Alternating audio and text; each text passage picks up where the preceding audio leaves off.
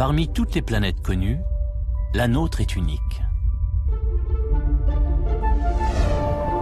C'est la seule à avoir de l'eau. Un liquide miraculeux qui nous paraît banal, mais sans lequel la vie n'existerait pas.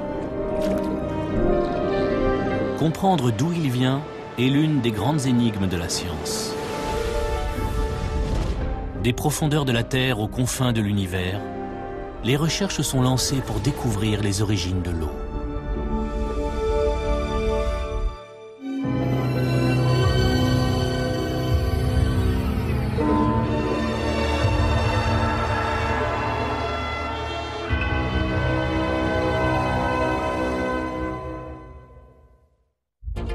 La Terre est la seule planète du système solaire dotée d'eau à l'état liquide.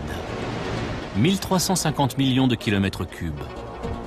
Elle couvre plus de 70% du globe. Elle constitue même 60% du corps humain. On sait beaucoup de choses sur elle, sauf d'où elle vient. La question n'est pas si simple, parce qu'on pense que la Terre s'est formée à partir de matériaux totalement secs. Si la Terre s'est formée sans eau, d'où viennent les océans? C'est comme une scène de crime. L'affaire s'est déroulée il y a longtemps et les preuves ont disparu. On doit enquêter, remonter dans le temps pour savoir ce qui s'est passé il y a 4,5 milliards d'années. C'est difficile. Pour la première fois, des spécialistes de différentes disciplines vont partir ensemble à la recherche des origines de l'eau.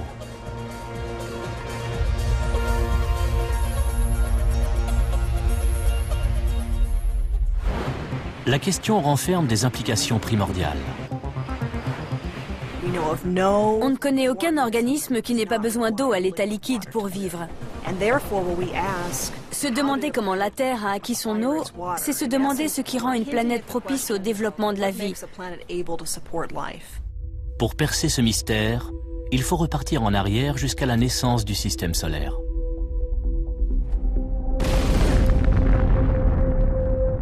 Il y a 4,6 milliards d'années, notre Soleil est une étoile qui vient de naître, entourée d'un immense disque de gaz et de poussière. Pendant des millions d'années, il s'est condensé pour former les planètes. Loin du Soleil, il fait si froid que des planètes comme Jupiter se développent autour d'un noyau glacé. Plus près du Soleil, il fait autour de 500 degrés. La Terre se forme à partir de substances qui se condensent à haute température, comme la roche et le fer. Il fait trop chaud pour qu'il y ait de l'eau. Notre planète est complètement sèche. L'une des pistes envisagées est que l'eau aurait été apportée par des comètes venues des confins les plus froids du système solaire et composée essentiellement de glace. Toby Owen les étudie depuis plus de 40 ans.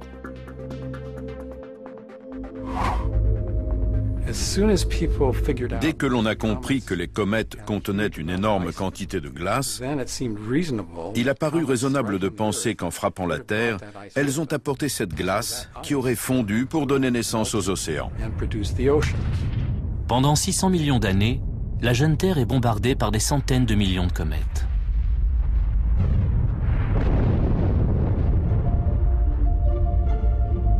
Les comètes sont des corps très primitifs, d'où leur intérêt. La glace qu'elles contiennent est restée inchangée depuis la formation du système solaire. Si ce sont les comètes qui ont fourni à la Terre toute son eau, alors le liquide qui nous sert à boire, à nous laver et à nager serait plus vieux que notre planète et proviendrait de l'extrémité du système solaire.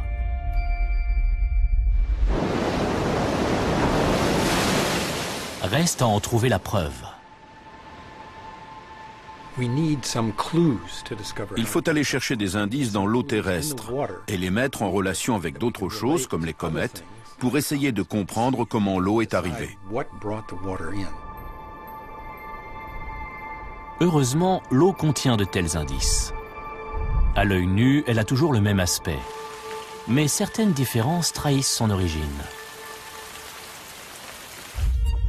Toutes les molécules d'eau sont composées d'un atome d'oxygène et de 2 atomes d'hydrogène. Mais ce dernier se présente sous 2 formes. Pour l'essentiel, il s'agit d'hydrogène normal ou léger. Mais une minuscule fraction représentée en bleu est de l'hydrogène lourd.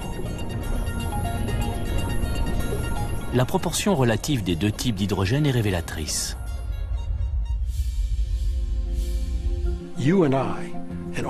Vous et moi et tous les animaux, les arbres, les océans, les lacs et les rivières, nous avons le même rapport hydrogène lourd, hydrogène léger.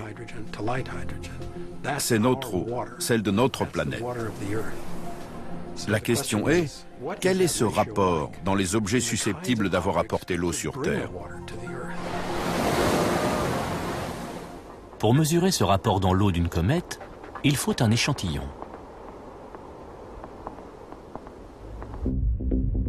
Mais la chose n'est pas si facile. L'une des raisons pour lesquelles on s'intéresse tant aux comètes, c'est qu'elles sont totalement différentes des autres corps célestes.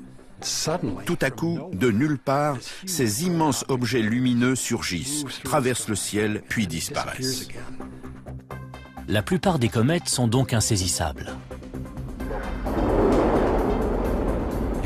Il faudrait avoir une fusée dans son garage, prête à décoller à la seconde où l'une d'elles apparaît. Pourtant, il en existe une qui occupe une place à part dans le cœur des astronomes. Ce n'est pas la plus grande, ni la plus lumineuse, mais elle est prévisible. La comète de Halley est spéciale parce qu'elle est grande, mais on connaît quand même son orbite. On peut donc prévoir très facilement quand elle reviendra vers la Terre. En 1986, Halley passe suffisamment près de la Terre pour qu'on puisse effectuer des mesures. Kerry Lys a la chance d'assister à son apparition. Je brûlais d'impatience. À 1h du matin, on était là à scruter le ciel. Je me souviens qu'on la voyait très bien. Ça m'a beaucoup marqué. Comme on sait où elle va se trouver, on construit une sonde pour aller l'observer. Baptisée Giotto, celle-ci est conçue pour traverser la queue de la comète. L'une des perspectives les plus intéressantes n'était pas de savoir quelle était la structure d'une comète, mais de pouvoir déterminer sa composition chimique. Les chercheurs vont enfin pouvoir analyser l'eau d'une comète pour voir si c'est la même que sur Terre. Le 13 mars 1986, après un voyage de 8 mois, Giotto pénètre dans la queue de la comète. Mais un problème survient. La sonde percute une grande particule de poussière qui se déplace à 67 km par seconde. La communication est brouillée. Il y a eu un moment d'angoisse. On pensait que tout était perdu. 32 minutes plus tard, la communication est rétablie. La sonde analyse la vapeur d'eau de la queue de la comète et envoie les données au centre de contrôle. Les astronomes sont sur des charbons ardents. Mais l'arrivée des mesures ne fait qu'épaissir le mystère. Nous avons découvert, à notre surprise, que la proportion d'hydrogène lourd dans l'eau cométaire était 2 fois plus élevée que dans notre eau terrestre. Contenant 2 fois plus d'hydrogène lourd, l'eau de la comète de Halley n'est pas la même que sur Terre. Elle a beau avoir le même aspect, le même goût et le même comportement, cette différence est capitale. Elle ne peut signifier qu'une chose. Il est impossible que l'eau terrestre provienne uniquement des comètes. C'était une sacrée découverte. Elle démolissait l'idée que les comètes avaient apporté à la Terre toute son eau. L'hypothèse des comètes ne tenait plus. C'était un bouleversement. Mais il faut plus de preuves. Il ne s'agissait que d'une comète. Se pouvait-il que d'autres aient de l'eau pareille à celle des océans?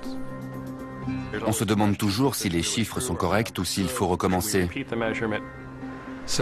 Il fallait absolument faire d'autres mesures pour voir si elles étaient identiques à celles de Halley.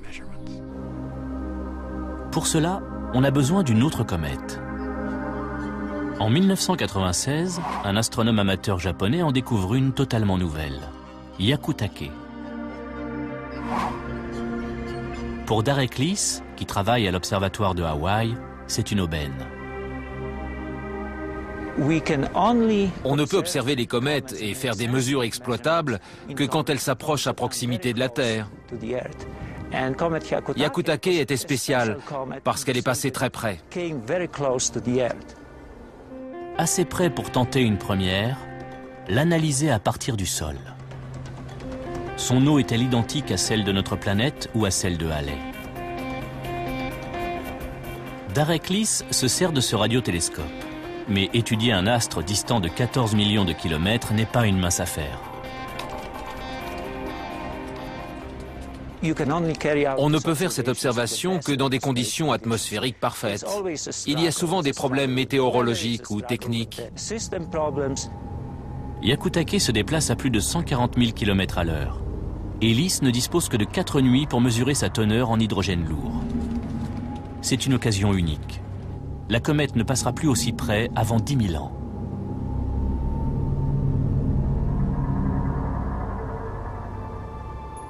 La théorie de l'origine cométaire de l'eau terrestre repose sur cette mesure. Pour cette mesure, on a eu beaucoup de chance. Tout s'est bien passé, la météo était bonne, les récepteurs ont fonctionné, on a pu procéder à cette opération extraordinaire. Le moment est décisif. Halley est-elle une exception? Les comètes sont-elles la source de l'eau terrestre? Chose intéressante, la teneur en eau lourde était exactement la même que celle mesurée par la sonde Giotto dans la comète de Halley. Comme pour Halley, la proportion d'hydrogène lourd est 2 fois plus élevée que dans l'eau terrestre. Il était désormais certain que les comètes ne pouvaient pas, à elles seules, être la source des océans. L'hypothèse privilégiée depuis des années par les scientifiques n'a donc pas résisté à l'examen des faits.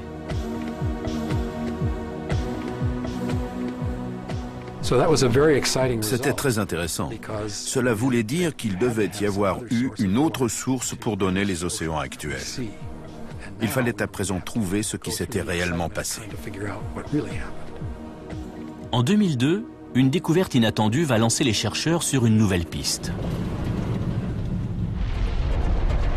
Quand la Terre s'est formée il y a 4,5 milliards d'années, elle était trop chaude pour qu'il y ait de l'eau. Pourtant, elle en possède aujourd'hui. Si cette eau n'a pas été apportée par les comètes, quand est-elle arrivée?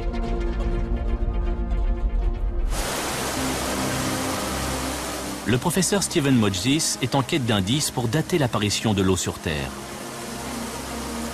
Ce géologue fait revivre le passé de notre planète en examinant ses roches. Mais le passé comporte un gros trou. C'est ce qu'on appelle l'AD1, une période obscure sur laquelle on ne sait rien.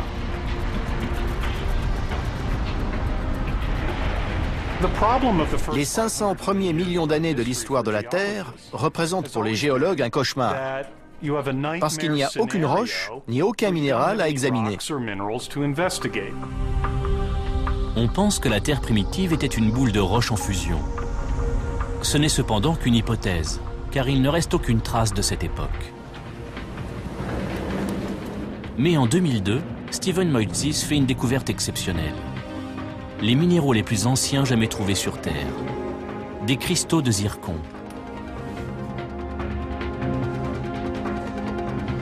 Ces grains minuscules recèlent un indice crucial. En les analysant, on peut savoir s'ils se sont formés en présence d'eau. Pendant 7 ans, Motzis collecte et date près de 100 000 cristaux de zircon. L'un d'eux se détache du lot. Le plus ancien que nous ayons trouvé date d'il y a 4,38 milliards d'années. Je ne sais pas si vous voyez ce que ça représente. Quand ce cristal s'est formé, la Terre n'avait que 180 millions d'années. Si cette droite représente l'âge de la Terre, les dinosaures se sont éteints ici. Continuez à remonter le temps sur 4 milliards d'années, jusqu'à la fin de l'AD1. Le cristal de zircon s'est formé ici.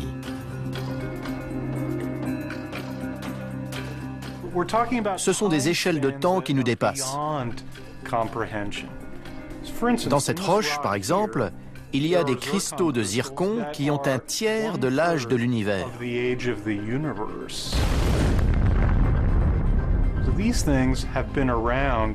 Ils existent depuis presque aussi longtemps que la Terre. Ce sont des témoins précieux.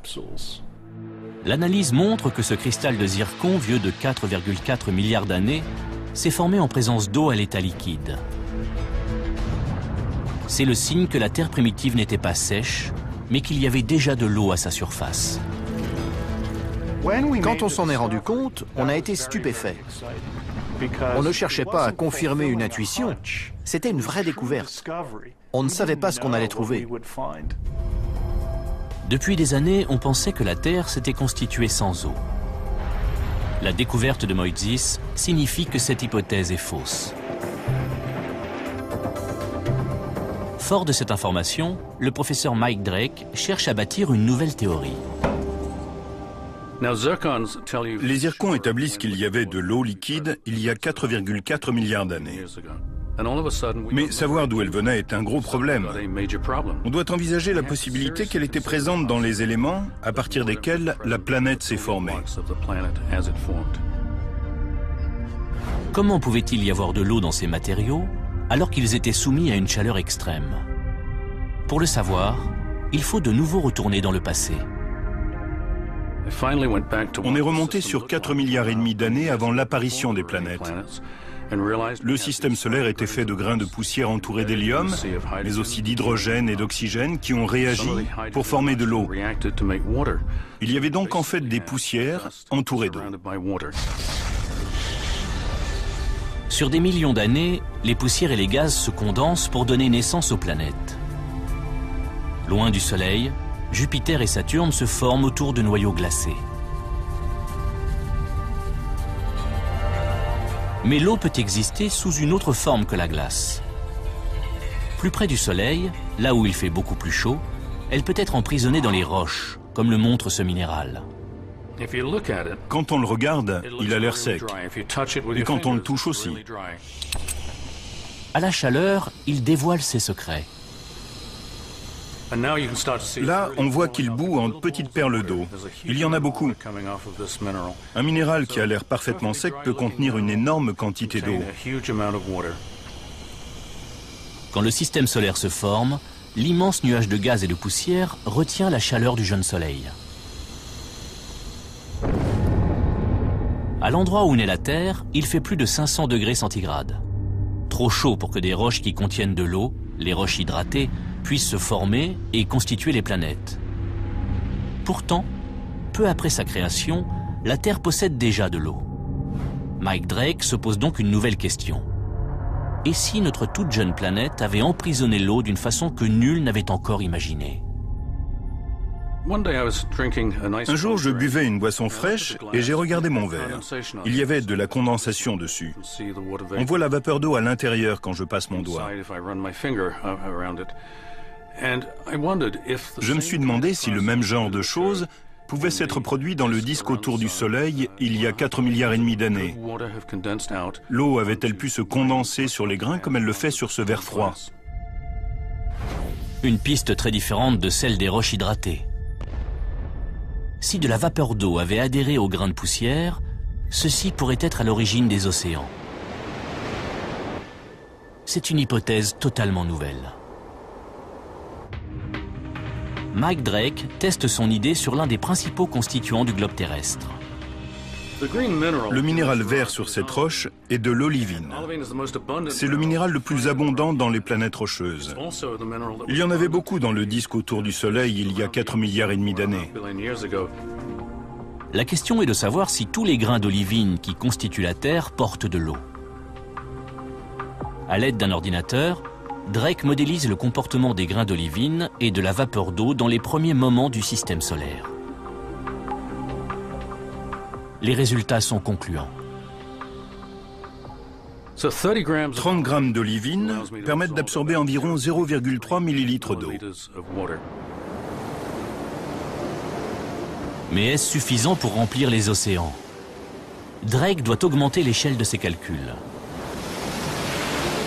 Combien d'eau une pile de grains d'olivine de la taille de la Terre peut-elle contenir? Quand nous avons lancé ces calculs, nous n'avions aucune idée de la quantité d'eau que nous allions trouver. Et nous avons été ébahis d'obtenir 10 fois le volume d'eau des océans actuels. Pour le professeur Drake, quand la Terre s'est formée, elle contenait déjà des milliards de litres d'eau. Cette eau adhérait aux millions de milliards de grains de poussière qui ont donné naissance aux planètes. C'est fabuleux d'avoir trouvé une autre réponse à l'une des questions les plus fascinantes de l'humanité, à savoir d'où vient cette eau sans laquelle nous n'existerions pas. Mais l'hypothèse de Drake ne fait pas l'unanimité. Elle comporte une lacune que même lui est incapable d'expliquer. Le type d'eau. L'eau terrestre possède une signature, la proportion d'hydrogène lourd qu'elle contient. Sa source devrait donc avoir la même signature. Or, l'eau qui se serait condensée directement à partir du disque de gaz et de poussière entourant le Soleil a la même apparence et le même goût, mais renferme 6 fois moins d'hydrogène lourd.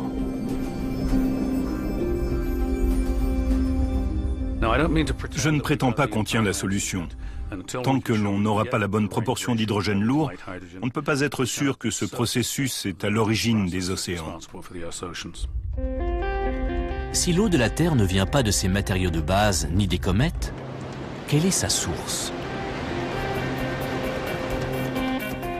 Le professeur Alessandro Morbidelli a élaboré sa propre théorie. Soudain, tout s'emboîte. Et vous avez l'impression de comprendre un morceau du passé que personne n'était là pour observer.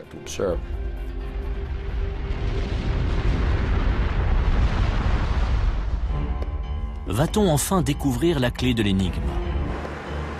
Le problème est de trouver une correspondance. Il doit y avoir quelque part dans l'espace le même type d'eau que sur Terre. La réponse pourrait se trouver dans ce morceau de roche et de métal. Peu de gens en savent davantage sur les météorites que Gary Huss.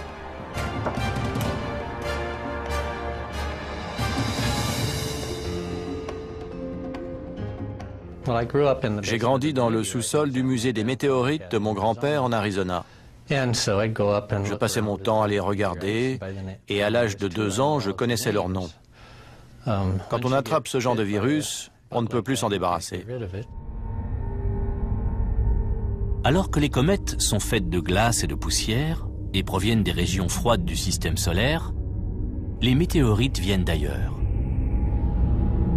Tournant autour du Soleil, entre Mars et Jupiter, il y a des millions de blocs de roches et de métal qu'on appelle des astéroïdes. Certains font 300 km de large et pèsent plusieurs millions de tonnes. Ce sont les résidus de la formation des planètes. Parfois, ces astéroïdes se percutent et des fragments tombent sur Terre sous forme de météorites.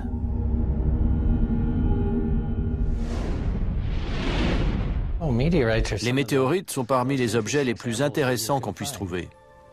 Elles traversent la moitié du système solaire depuis la ceinture d'astéroïdes.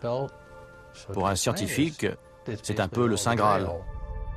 Mais que peuvent-elles nous apprendre de nouveau?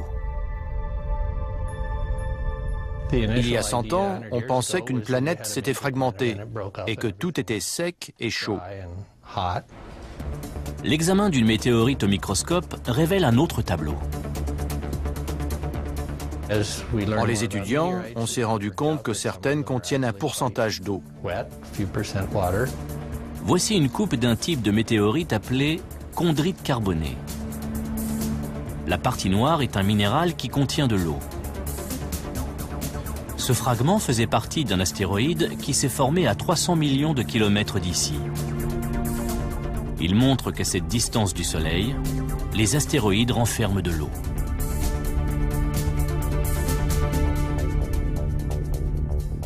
Il y a de l'eau dans la ceinture d'astéroïdes, depuis toujours apparemment, mais nous ne le savions pas. Cette eau est-elle identique à celle de la Terre? Pour le savoir, le professeur Huss mesure le rapport entre l'hydrogène lourd et l'hydrogène léger dans les météorites.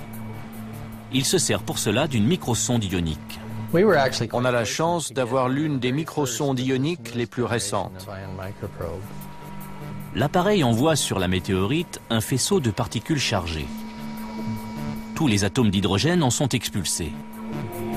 L'hydrogène lourd et l'hydrogène léger sont ensuite séparés pour que l'on puisse mesurer leurs proportions respectives. Une pièce essentielle du puzzle se met en place. Le rapport entre l'hydrogène lourd et l'hydrogène léger dans l'eau des astéroïdes est variable. Mais dans certains d'entre eux, il est exactement le même que sur Terre. C'est donc de là que viendrait l'eau de notre planète.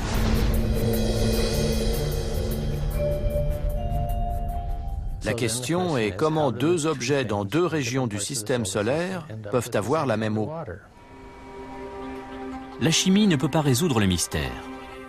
Mais le mathématicien Alessandro Morbidelli a une théorie qui pourrait expliquer comment l'eau de la ceinture d'astéroïdes s'est retrouvée sur Terre. Cette idée vient des mesures expérimentales, de la similitude entre l'eau terrestre et celle des météorites de la ceinture d'astéroïdes. Morbidelli a complètement remis en question la formation des planètes du système solaire.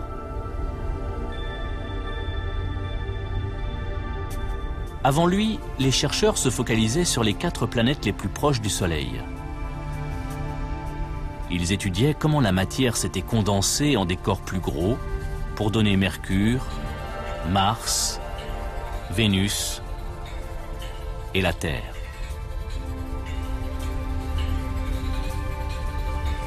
Morbidelli a adopté une démarche révolutionnaire.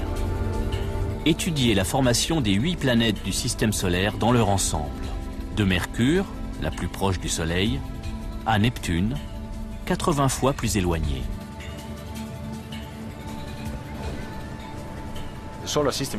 Le système solaire constitue un tout. On ne peut pas étudier la formation d'une de ses parties en négligeant les autres. En effet, toutes les planètes sont liées par une même force. La seule force qui compte, c'est la gravitation. C'est relativement simple. Il est inutile de faire appel à des principes physiques complexes, à des forces étranges ou à de la matière noire. En se développant, les planètes s'attirent les unes les autres par la force de gravité. Morbidelli reproduit cette interaction à l'aide d'un modèle informatique qui le fait assister en direct à la création du système solaire. Environ 1 million d'années après la naissance du Soleil, le disque de gaz et de poussière du système solaire interne se condense en une quinzaine de mini-planètes. À l'étape suivante, ces mini-planètes se percutent pour en former de plus grosses.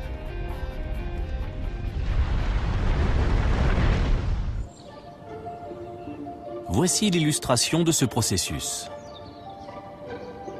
Les oranges représentent les mini-planètes proches du Soleil. Il fait trop chaud pour qu'elles aient de l'eau.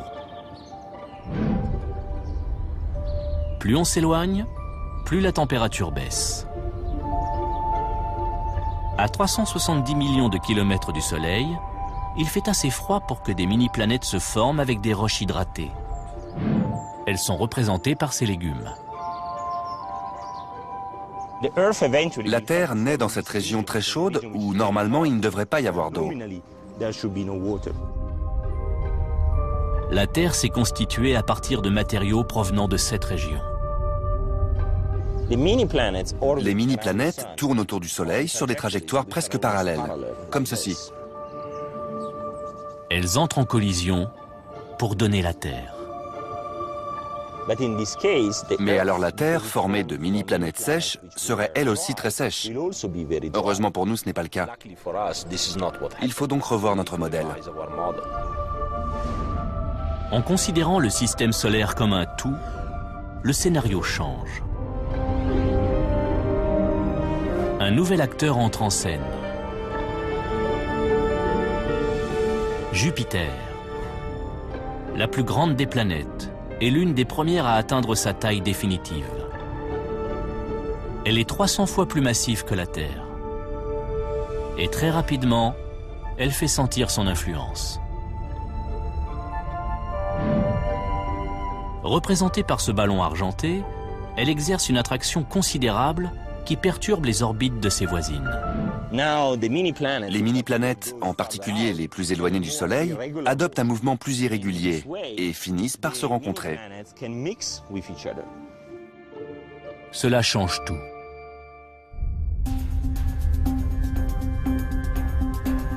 La Terre est créée à partir de plusieurs mini-planètes, certaines sèches, d'autres contenant de l'eau. Ce modèle explique pourquoi son eau est similaire à celle de la ceinture d'astéroïdes.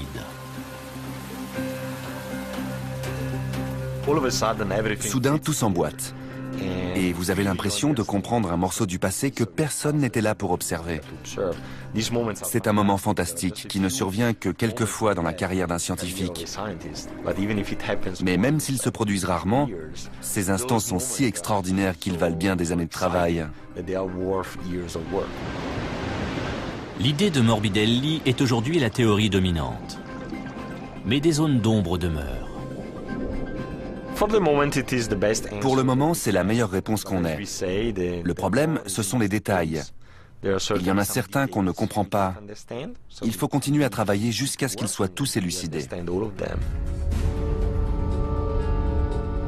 La question est de savoir ce que devient l'eau terrestre lors des collisions incessantes que subit la planète. L'énergie dégagée par ces collisions est si forte qu'elle est capable de faire fondre la Terre. En plus, elle vaporise une partie de ses roches.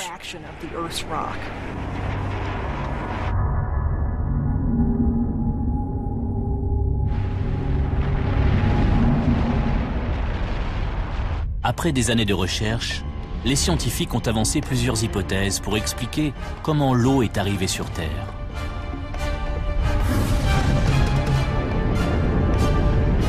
Mais la dernière étape de la formation de notre planète est une série d'impacts cataclysmiques. L'eau a-t-elle pu survivre à ce phénomène? La réponse se trouve dans le ciel. Depuis 13 ans, Robin Canup étudie la formation de la Lune. Les gens sont fascinés par la Lune, parce qu'elle est à nos côtés depuis le début de l'histoire humaine et de celle de la Terre. Tous les hommes ont contemplé la même Lune. La Lune est née d'une collision entre la Terre primitive et une mini-planète. La théorie privilégiée est celle de l'impact géant. Alors que la Terre finissait de se former, elle est entrée en collision avec un autre grand objet, plus petit qu'elle, mais d'une taille comparable à celle de Mars. Donc un choc énorme. C'est la dernière des collisions géantes entre les mini-planètes qui ont formé la Terre. Pourquoi a-t-elle donné naissance à une Lune aride et pas à une Terre de plus grande taille? Un modèle informatique permet de le comprendre. La clé, c'est l'angle de l'impact. Quand cette collision est survenue, elle s'est produite sous un angle oblique. Et l'objet impacteur s'est trouvé dispersé en un long bras de débris qui s'est drapé autour de la Terre pour former un disque. En un laps de temps pas plus long qu'une vie humaine, ces débris se sont agglomérés pour constituer la Lune. Alors pourquoi celle-ci n'a-t-elle pas d'eau? Si on disperse ces roches en un disque autour de la Terre, de telle façon qu'ils soient très étendus et couvrent une immense surface sur laquelle les roches peuvent perdre leur eau, celle-ci tend à s'évaporer. Ce modèle explique pourquoi la Lune est sèche, mais pas ce qui est arrivé à l'eau terrestre. L'impact dont la Lune est issue est un événement d'une telle ampleur qu'il est difficile à appréhender.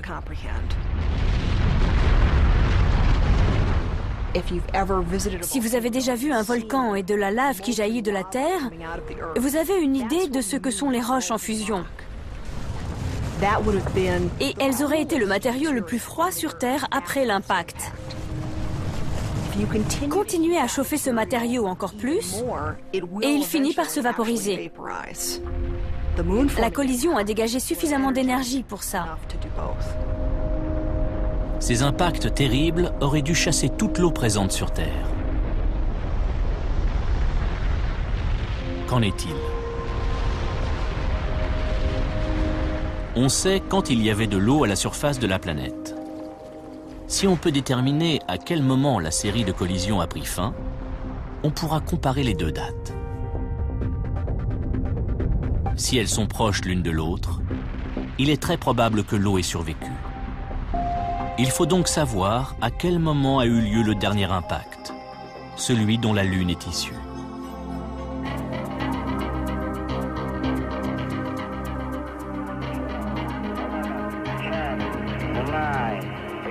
L'occasion se présente en 1969. 4, 3, 2, 1, 0, elle décolle. Après une course à l'espace de plus de 10 ans, Apollo 11 a l'uni sur notre voisine la plus proche le 20 juillet 1969. Houston, ici la base de la tranquillité. Eagle s'est posé.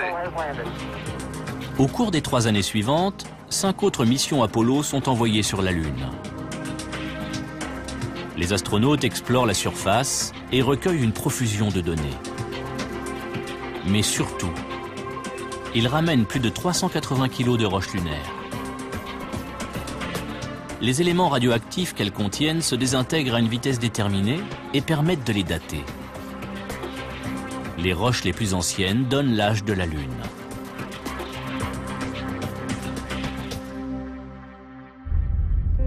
L'impact a eu lieu il y a environ 4,5 milliards d'années. Puisque c'est la dernière grande collision que la Terre ait connue, c'est une date capitale.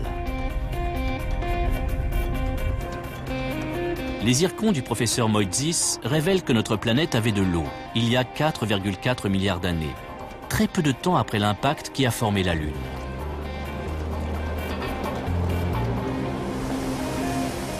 Si le choc avait éjecté toute cette eau dans l'espace, d'où viendrait celle qui se trouve dans les zircons? Puisque l'eau sous forme liquide était présente ici en abondance, peu après la formation de la Lune, de deux choses l'une. Soit elle a été apportée juste après que la Lune s'est formée, ce qui selon moi est très improbable, soit elle était déjà présente à la surface ou à l'intérieur de la Terre avant l'impact géant qui a donné naissance à la Lune. L'eau terrestre aurait donc survécu.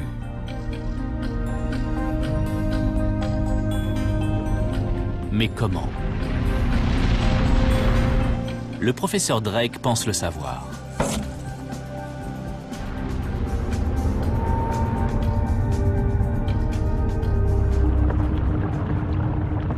La collision avec un objet de la taille de Mars fut si violente qu'elle a fait fondre la Terre. La question évidente est de savoir comment celle-ci a pu conserver son eau. On croit souvent que quand on fait chauffer quelque chose, l'eau disparaît.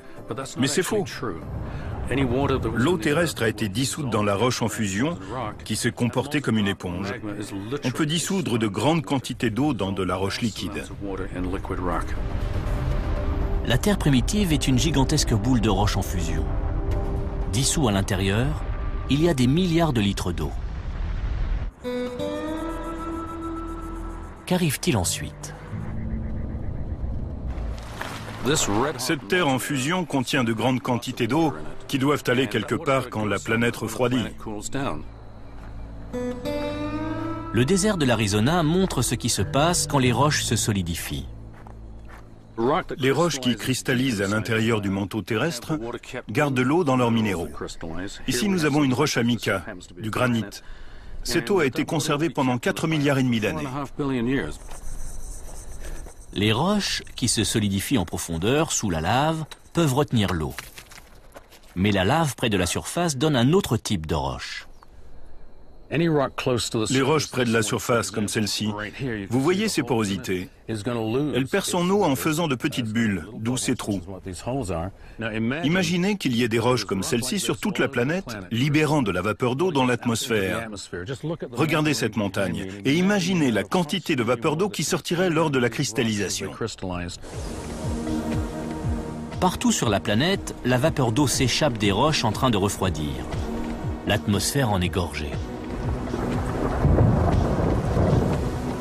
100 millions d'années plus tard, la Terre est suffisamment froide pour qu'une croûte se forme. Une pluie brûlante s'abat, s'écoule en rivière et finit par former les océans. En quelques dizaines de milliers d'années, la Terre se retrouve avec autant d'eau qu'elle en possède aujourd'hui. Mais elle n'a toujours pas son aspect actuel. L'eau est verte et le ciel est rouge, saturé de dioxyde de carbone. 1 milliard d'années passent et la vie apparaît, libérant suffisamment d'oxygène pour modifier à jamais l'atmosphère. Pour finir, c'est la vie qui donne à la Terre ce visage familier. C'est en étant emprisonnée dans le magma que l'eau est parvenue à se maintenir. Mais il manque un chapitre à l'histoire.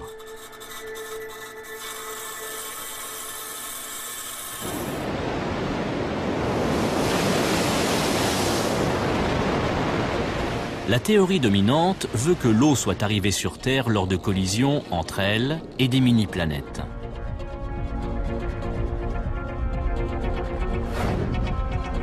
Mais ce n'est pas tout.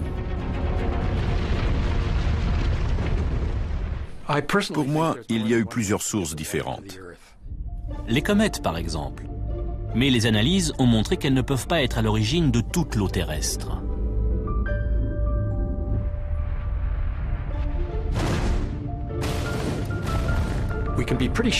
On est à peu près sûr qu'elles ont apporté de l'eau parce qu'on sait qu'elles ont frappé la Terre.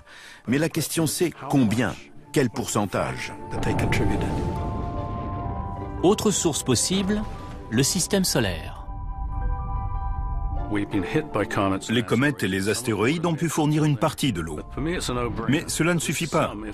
L'essentiel a dû venir de l'absorption de l'eau par les grains de poussière avant la formation de la planète.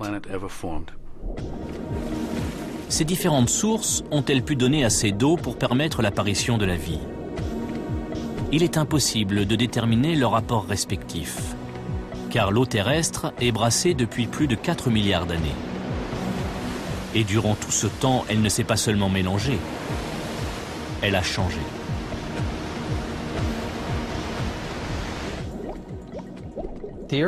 Les océans ont subi de nombreux phénomènes depuis la naissance de la Terre. La pluie, la neige, tout cela a modifié la composition de l'eau. Mais à quel point? Personne ne le sait.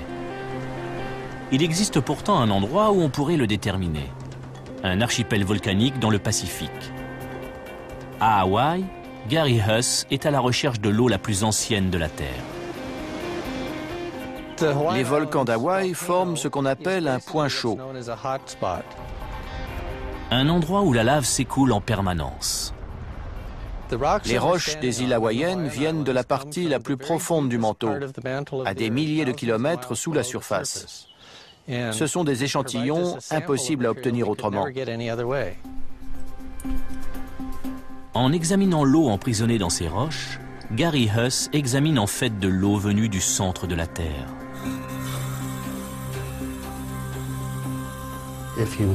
Si on veut déterminer la composition de l'eau présente sur Terre au moment de sa formation, c'est le seul endroit où regarder. Y a-t-il de l'eau primordiale dans les profondeurs de la planète? Ah, c'est ça? C'est chouette. Sa démarche est inédite et elle semble prometteuse. C'est un échantillon parfait pour ça. Les premiers résultats sont très encourageants. Il apparaît que l'eau des profondeurs de la Terre est différente de celle des océans. Très différente. Tellement différente qu'il pourrait s'agir d'eau primordiale, inchangée depuis la naissance de la Terre.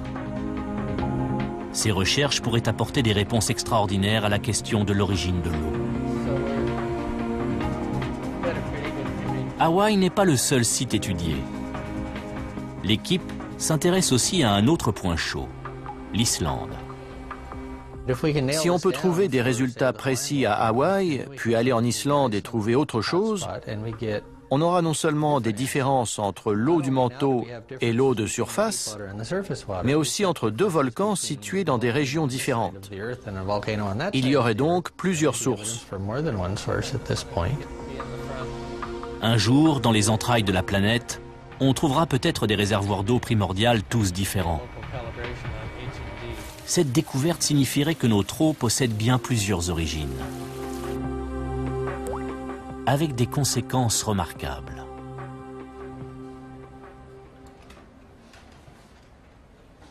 Depuis des années, les astronomes poursuivent un objectif: fouiller l'espace à la recherche d'une autre planète comme la nôtre.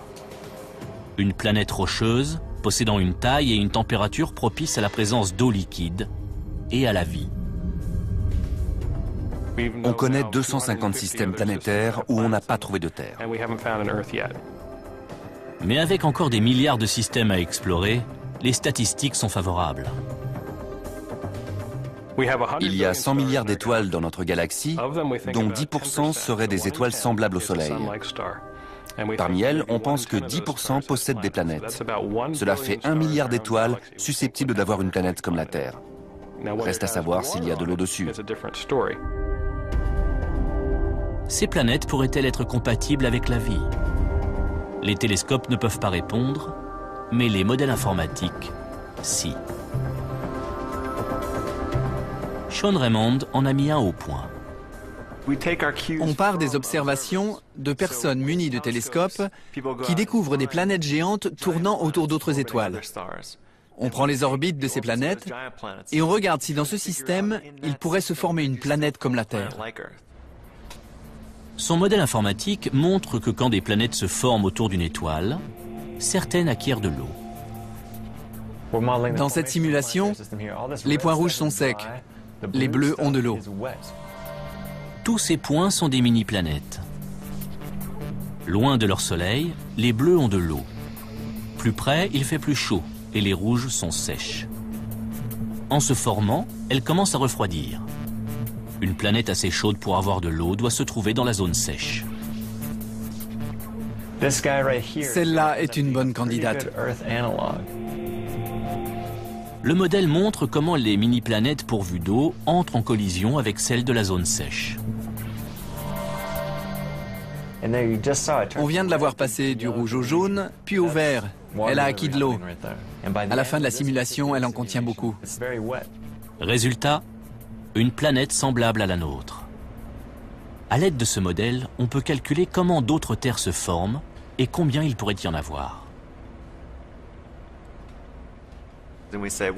Si les choses étaient différentes, comme elles le sont autour de cette étoile, on peut se demander comment cela affecterait la formation des planètes et le rapport en eau. Si la Terre a acquis son eau de plusieurs manières, par l'intermédiaire des comètes et dans ses constituants initiaux, les chances de découvrir une planète pareille à la nôtre et possédant de l'eau liquide montent en flèche. Et aussi les chances de découvrir une vie extraterrestre. C'est une grande question. Sommes-nous seuls dans l'univers? Personne ne le sait. Tout le monde brûle de trouver une vie sur d'autres planètes. On est en train de faire un pas de plus dans cette direction. C'est génial. C'est super. Dans ce domaine, les chercheurs sont plus confiants que jamais.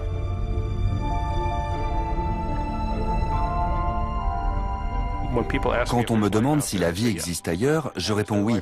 La vie telle qu'on la connaît, sur une planète rocheuse avec de l'eau, la réponse est oui. Enquêter sur les origines de l'eau de notre planète ouvre de nouvelles possibilités, comme celle de trouver, à des millions d'années-lumière de la Terre, d'autres formes de vie.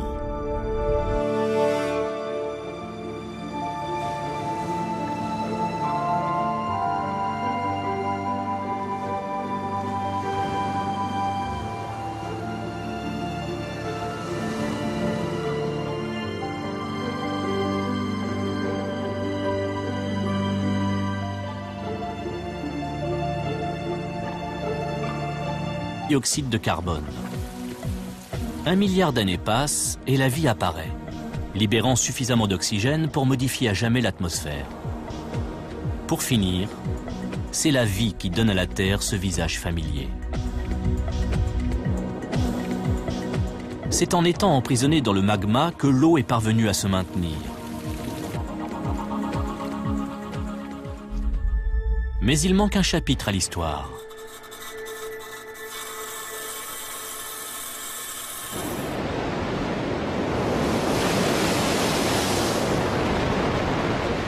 La théorie dominante veut que l'eau soit arrivée sur Terre lors de collisions entre elle et des mini-planètes.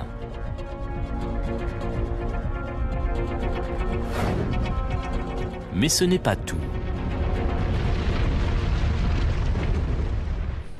Pour moi, il y a eu plusieurs sources différentes. Les comètes, par exemple. Mais les analyses ont montré qu'elles ne peuvent pas être à l'origine de toute l'eau terrestre.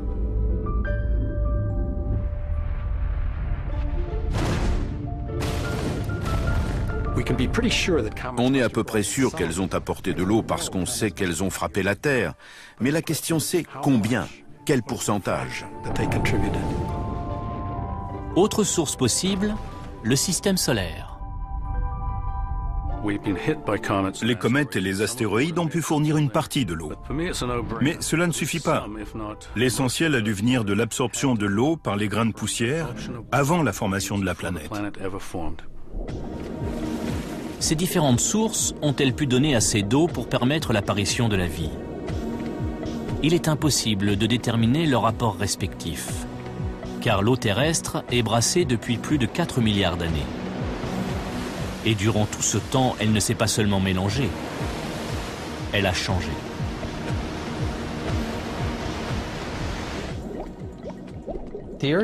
Les océans ont subi de nombreux phénomènes depuis la naissance de la Terre. La pluie, la neige, tout cela a modifié la composition de l'eau. Mais à quel point? Personne ne le sait. Il existe pourtant un endroit où on pourrait le déterminer. Un archipel volcanique dans le Pacifique. À Hawaï, Gary Huss est à la recherche de l'eau la plus ancienne de la Terre.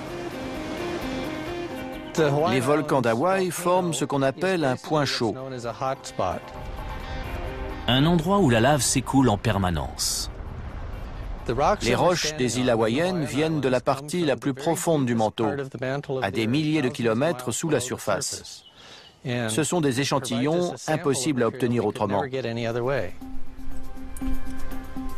En examinant l'eau, la théorie dominante veut que l'eau soit arrivée sur Terre lors de collisions entre elle et des mini-planètes.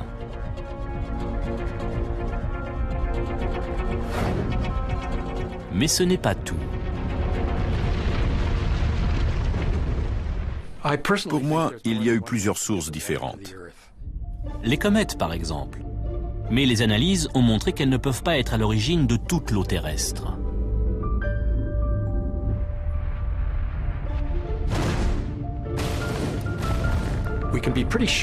On est à peu près sûr qu'elles ont apporté de l'eau parce qu'on sait qu'elles ont frappé la Terre. Mais la question c'est combien? Quel pourcentage? Autre source possible, le système solaire. Les comètes et les astéroïdes ont pu fournir une partie de l'eau. Mais cela ne suffit pas. L'essentiel a dû venir de l'absorption de l'eau par les grains de poussière avant la formation de la planète. Ces différentes sources ont-elles pu donner assez d'eau pour permettre l'apparition de la vie? Il est impossible de déterminer leur rapport respectif, car l'eau terrestre est brassée depuis plus de 4 milliards d'années. Et durant tout ce temps, elle ne s'est pas seulement mélangée, elle a changé.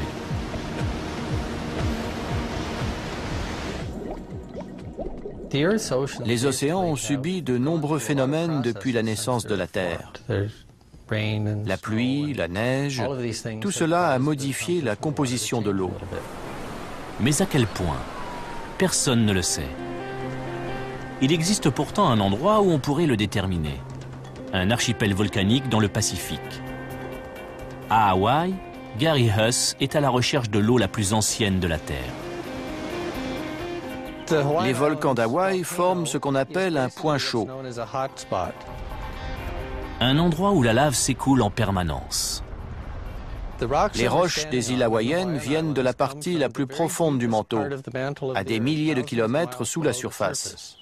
Ce sont des échantillons impossibles à obtenir autrement.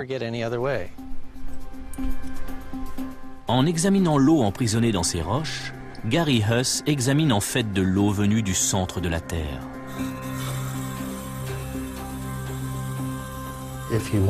Si on veut déterminer la composition de l'eau présente sur Terre au moment de sa formation, c'est le seul endroit où regarder. Y a-t-il de l'eau primordiale dans les profondeurs de la planète? Ah, c'est ça? C'est chouette. Sa démarche est inédite et elle semble prometteuse. C'est un échantillon parfait pour ça. Les systèmes solaires.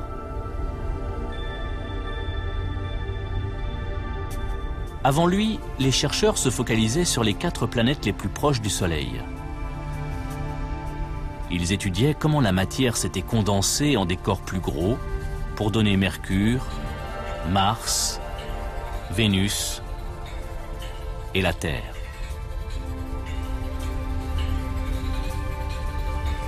Morbidelli a adopté une démarche révolutionnaire. Étudier la formation des 8 planètes du système solaire dans leur ensemble. De Mercure, la plus proche du Soleil, à Neptune, 80 fois plus éloignée.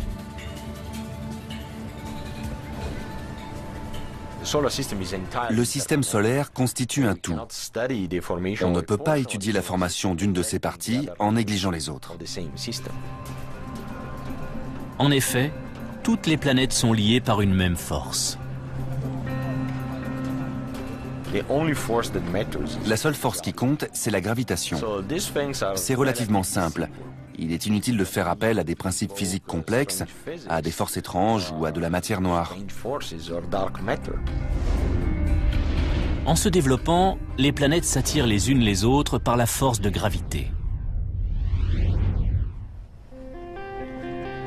Morbidelli reproduit cette interaction à l'aide d'un modèle informatique qui le fait assister en direct à la création du système solaire. Environ 1 million d'années après la naissance du Soleil, le disque de gaz et de poussière du système solaire interne se condense en une quinzaine de mini-planètes. À l'étape suivante, ces mini-planètes se percutent pour en former de plus grosses.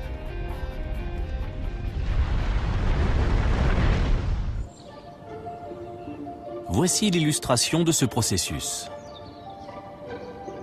Les oranges représentent les mini-planètes proches du Soleil. Il fait trop chaud pour qu'elles aient de l'eau. Plus on s'éloigne, plus la température baisse. À 370 millions de kilomètres du Soleil, il fait assez froid pour que des mini-planètes se forment avec des roches hydratées. Elles sont représentées par ces légumes. La Terre naît dans cette région très chaude où normalement il ne devrait pas y avoir d'eau. La Terre s'est constituée à partir de matériaux provenant de cette région. Les mini-planètes tournent autour du Soleil sur des trajectoires presque parallèles, comme ceci. Elles entrent en collision pour donner la Terre. L'impact dont la Lune est issue est un événement d'une telle ampleur qu'il est difficile à appréhender.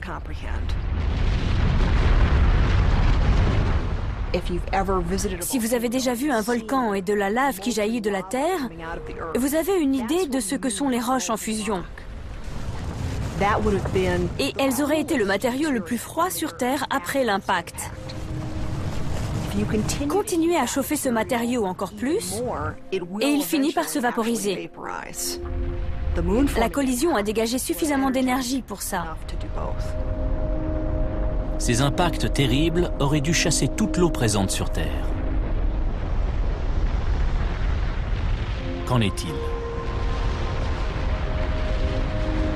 On sait quand il y avait de l'eau à la surface de la planète. Si on peut déterminer à quel moment la série de collisions a pris fin, on pourra comparer les deux dates. Si elles sont proches l'une de l'autre, il est très probable que l'eau ait survécu. Il faut donc savoir à quel moment a eu lieu le dernier impact, celui dont la Lune est issue.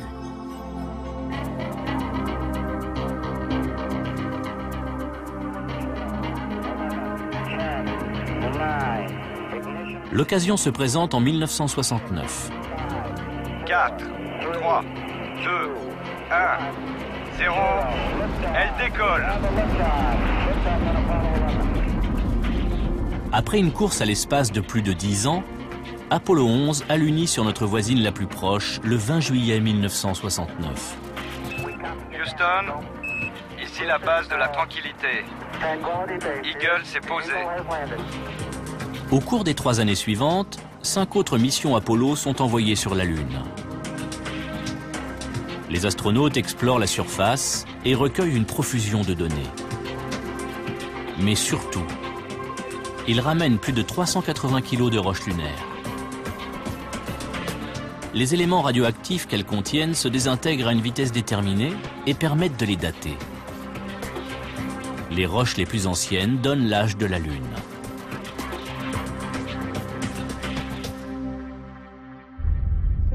L'impact a eu lieu il y a environ 4,5 milliards d'années.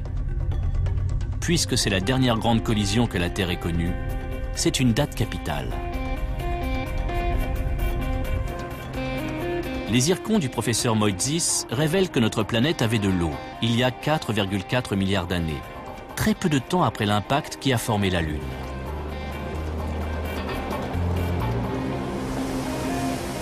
Si le choc avait éjecté toute cette eau dans l'espace, d'où viendrait celle qui se trouve dans les zircons?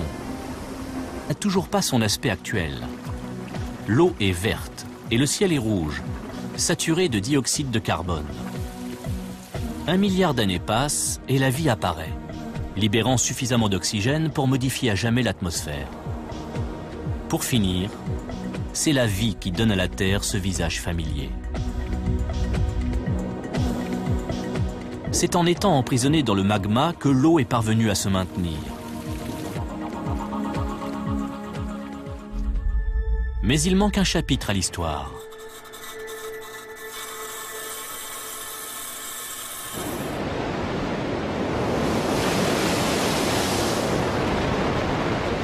La théorie dominante veut que l'eau soit arrivée sur Terre lors de collisions entre elle et des mini-planètes.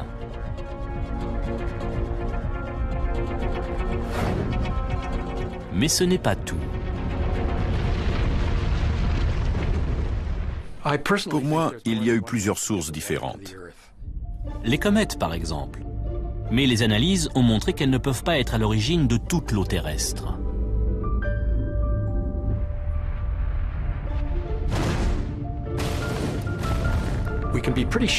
On est à peu près sûr qu'elles ont apporté de l'eau parce qu'on sait qu'elles ont frappé la Terre. Mais la question c'est combien ? Quel pourcentage? Autre source possible, le système solaire.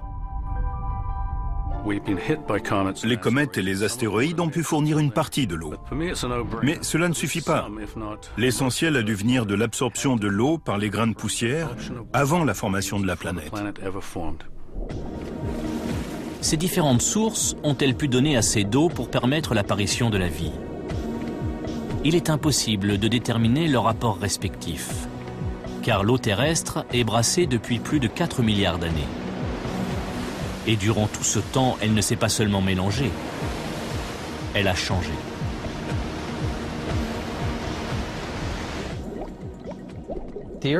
Les océans ont subi de nombreux phénomènes depuis la naissance de la Terre.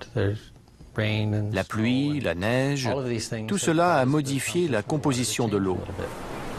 Mais à quel point? Personne ne le sait. Il existe pourtant un endroit où on pourrait le déterminer. Un archipel volcanique dans le Pacifique.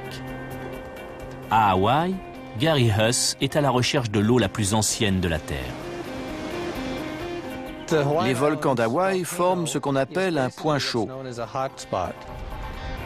Un endroit où la lave s'écoule en permanence. Les roches des îles hawaïennes viennent de la partie la plus profonde du manteau, à des milliers de kilomètres sous la surface. Ce sont des échantillons. Il y en avait beaucoup dans le disque autour du Soleil il y a 4,5 milliards d'années. La question est de savoir si tous les grains d'olivine qui constituent la Terre portent de l'eau. À l'aide d'un ordinateur, Drake modélise le comportement des grains d'olivine et de la vapeur d'eau dans les premiers moments du système solaire. Les résultats sont concluants. 30 grammes d'olivine permettent d'absorber environ 0,3 millilitres d'eau. Mais est-ce suffisant pour remplir les océans?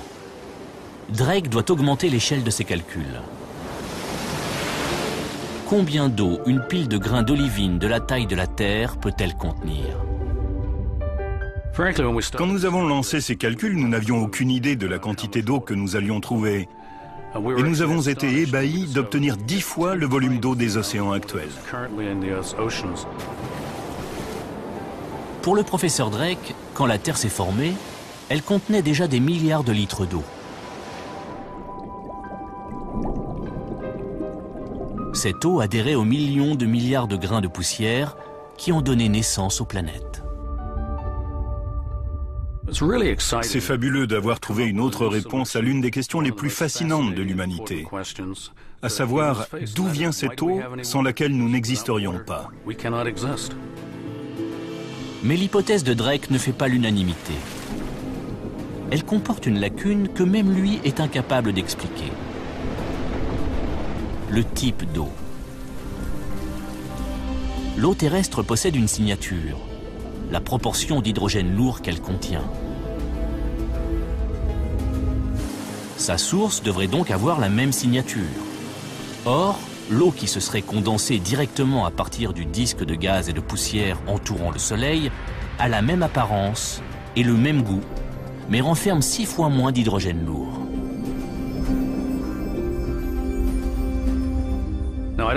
Je ne prétends pas qu'on tient la solution. Tant que l'on n'aura pas la bonne proportion d'hydrogène lourd, on ne peut pas être sûr que ce processus est à l'origine des océans.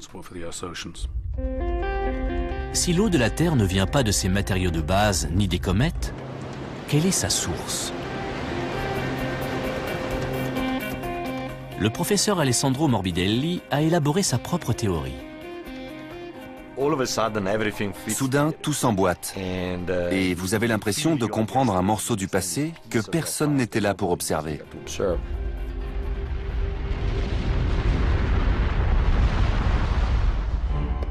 Va-t-on enfin découvrir la clé de l'énigme? Le problème est de trouver une correspondance. Les éléments radioactifs qu'elles contiennent se désintègrent à une vitesse déterminée et permettent de les dater. Les roches les plus anciennes donnent l'âge de la Lune.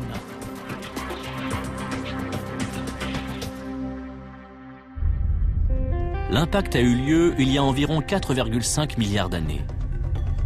Puisque c'est la dernière grande collision que la Terre ait connue, c'est une date capitale. Les zircons du professeur Moitzis révèlent que notre planète avait de l'eau il y a 4,4 milliards d'années, très peu de temps après l'impact qui a formé la Lune.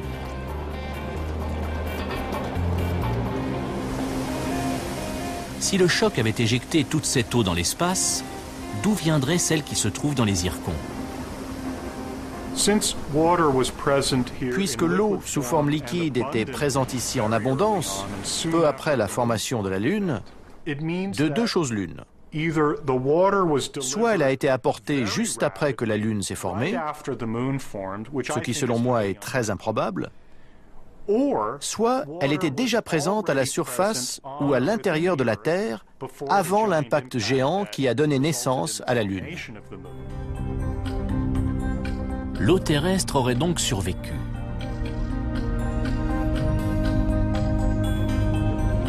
Mais comment? Le professeur Drake pense le savoir.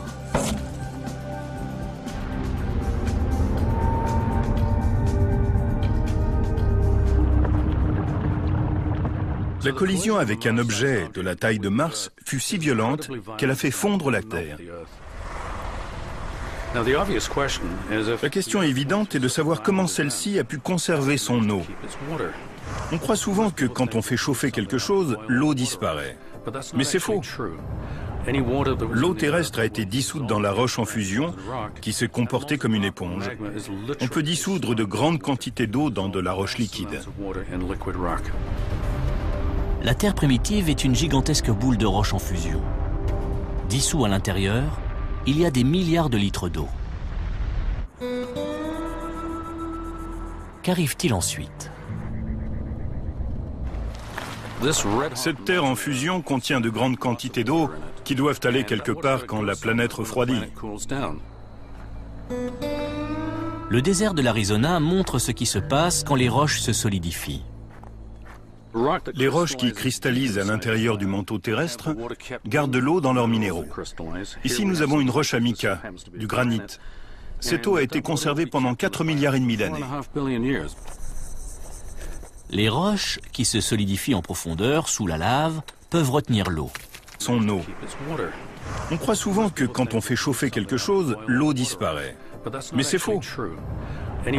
L'eau terrestre a été dissoute dans la roche en fusion, qui s'est comportée comme une éponge. On peut dissoudre de grandes quantités d'eau dans de la roche liquide.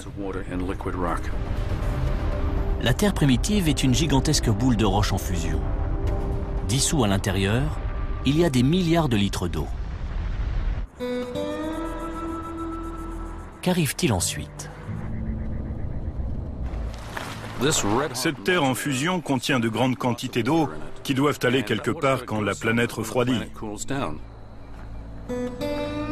Le désert de l'Arizona montre ce qui se passe quand les roches se solidifient.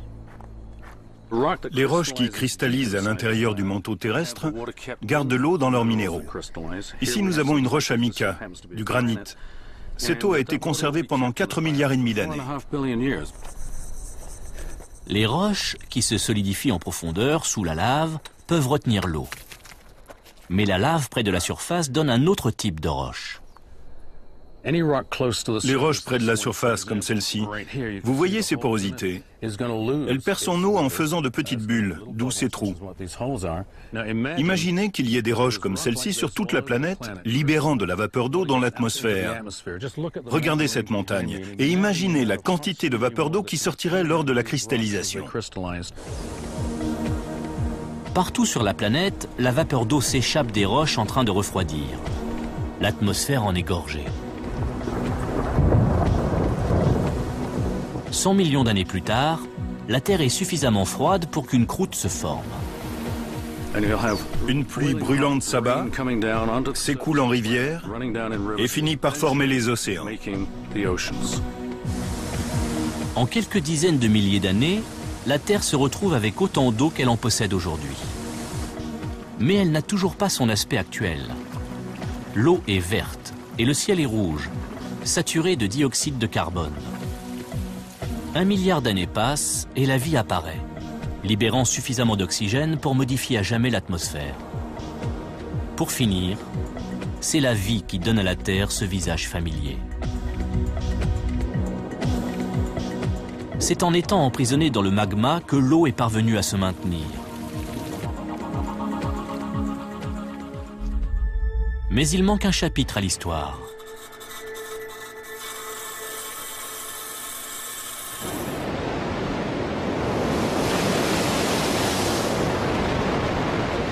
La théorie dominante veut que l'eau soit arrivée sur Terre lors de collisions entre elle et des mini-planètes.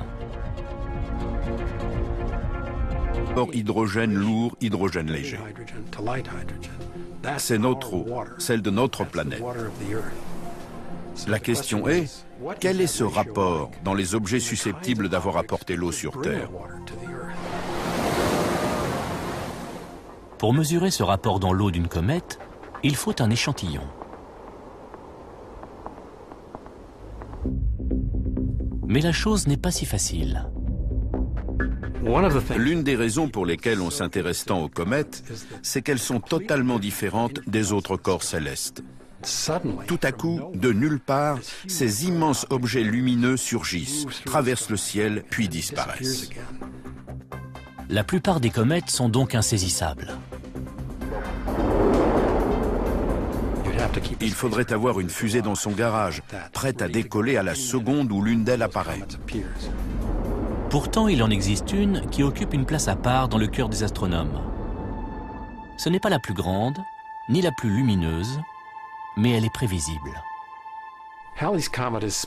La comète de Halley est spéciale parce qu'elle est grande, mais on connaît quand même son orbite. On peut donc prévoir très facilement quand elle reviendra vers la Terre. En 1986, Halley passe suffisamment près de la Terre pour qu'on puisse effectuer des mesures.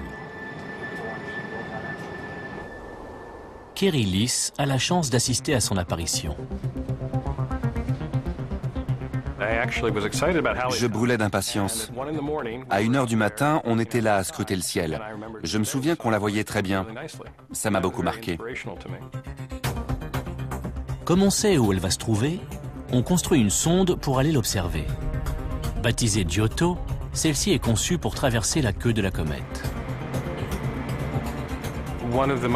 L'une des perspectives les plus intéressantes n'était pas de savoir quelle était la structure d'une comète, mais de pouvoir déterminer sa composition chimique.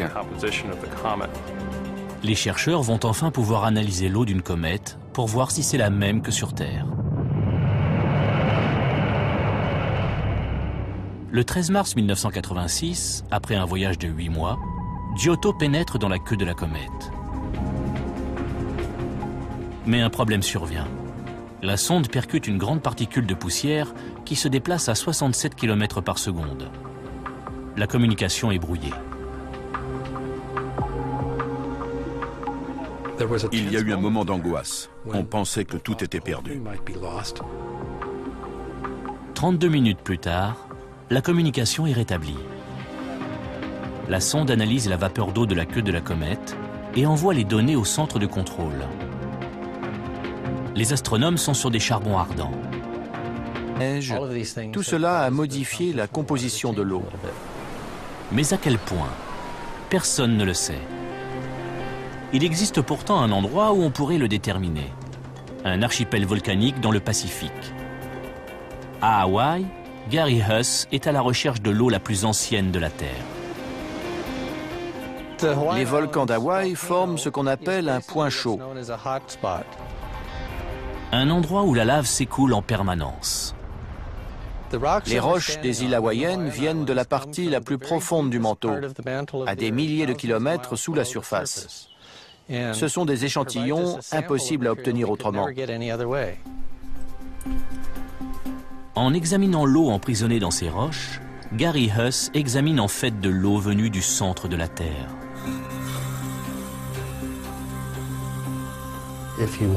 Si on veut déterminer la composition de l'eau présente sur Terre au moment de sa formation, c'est le seul endroit où regarder. Y a-t-il de l'eau primordiale dans les profondeurs de la planète? Ah, c'est ça? C'est chouette. Sa démarche est inédite et elle semble prometteuse. C'est un échantillon parfait pour ça. Les premiers résultats sont très encourageants. Il apparaît que l'eau des profondeurs de la Terre est différente de celle des océans. Très différente. Tellement différente qu'il pourrait s'agir d'eau primordiale, inchangée depuis la naissance de la Terre. Ces recherches pourraient apporter des réponses extraordinaires à la question de l'origine de l'eau. Hawaï n'est pas le seul site étudié. L'équipe s'intéresse aussi à un autre point chaud, l'Islande. Si on peut trouver des résultats précis à Hawaï, puis aller en Islande et trouver autre chose, on aura non seulement des différences entre l'eau du manteau et l'eau de surface, mais aussi entre deux volcans situés dans des régions différentes. Il y aurait donc plusieurs sources. Un jour, dans les entrailles de la planète, on trouvera peut-être des réservoirs d'eau primordiale tous différents. Cette découverte signifierait que notre eau possède bien plusieurs origines,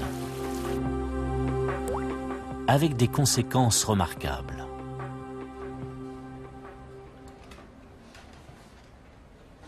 Depuis des années, les astronomes poursuivent un objectif: fouiller l'espace à la recherche d'une autre planète comme la nôtre.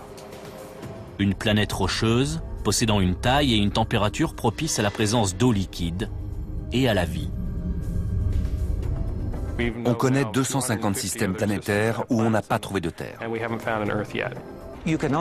On ne peut faire cette observation que dans des conditions atmosphériques parfaites.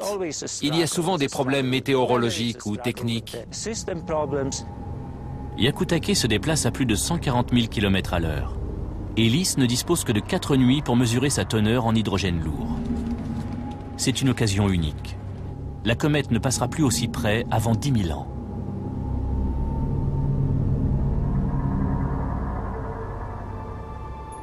La théorie de l'origine cométaire de l'eau terrestre repose sur cette mesure. Pour cette mesure, on a eu beaucoup de chance. Tout s'est bien passé, la météo était bonne, les récepteurs ont fonctionné, on a pu procéder à cette opération extraordinaire. Le moment est décisif. Halley est-elle une exception? Les comètes sont-elles la source de l'eau terrestre? Chose intéressante, la teneur en eau lourde était exactement la même que celle mesurée par la sonde Giotto dans la comète de Halley. Comme pour Halley, la proportion d'hydrogène lourd est 2 fois plus élevée que dans l'eau terrestre. Il était désormais certain que les comètes ne pouvaient pas, à elles seules, être la source des océans. L'hypothèse privilégiée depuis des années par les scientifiques n'a donc pas résisté à l'examen des faits.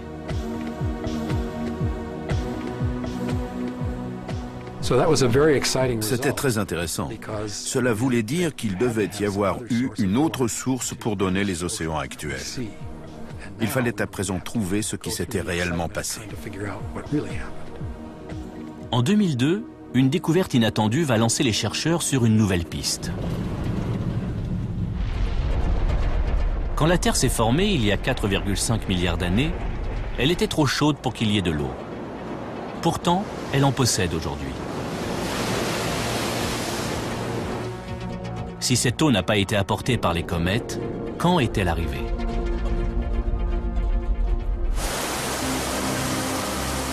Le professeur Stephen Motsis est en quête d'indices pour dater l'apparition de l'eau sur Terre. Ce géologue fait revivre le passé de notre planète en examinant ses roches. Mais le passé comporte un gros trou. C'est ce qu'on appelle l'AD1, une période obscure sur laquelle on ne sait rien.